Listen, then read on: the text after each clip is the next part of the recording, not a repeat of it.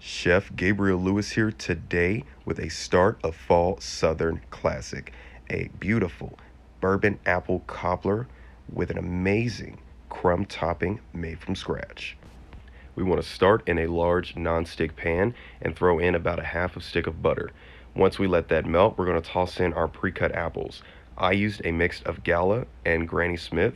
Now you can do a mix of whatever you'd like, but I do suggest using Granny Smith apples. They have a beautiful acidic flavor that just pairs really nicely.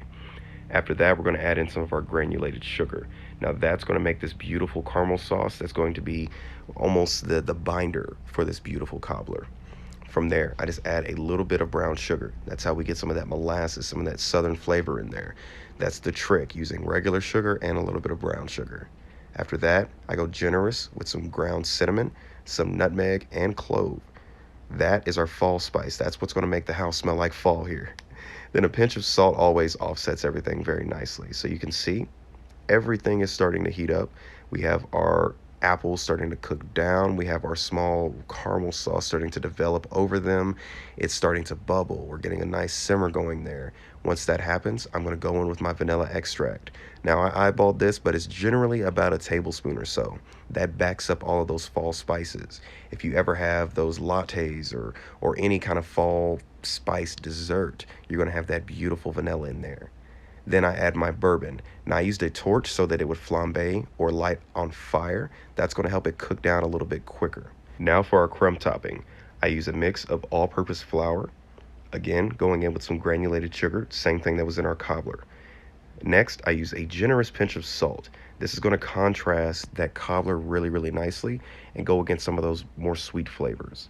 Then I just stir in some melted unsalted butter. You can do softened if you're more comfortable. I just usually go ahead and do melted. It's a little easier to work with a spatula. When it comes together and looks like a dough, I simply add the same spices, the cinnamon, the nutmeg, the clove, maybe a little ginger to go into that crumb topping.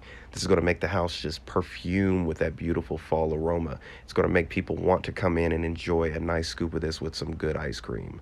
Now, once this looks like peas, it almost looks like a pie dough. When you have the little pea shapes, it's perfect. We're going to take our cooked down apples. You can see I'm leaving the caramel sauce in the pan and place them either in a small cast iron dish like I have here. You can place them in a small casserole dish, whatever you have at home.